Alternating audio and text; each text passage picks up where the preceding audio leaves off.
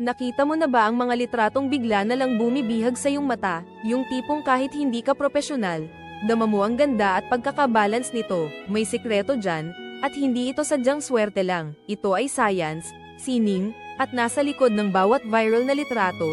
Handa ka na bang tuklasin ang lihim na ito? Ang sikreto ay ang ginintoang proporsyon, o 0, 618, hindi lang ito numero, ito ay formula na matatagpuan sa kalikasan.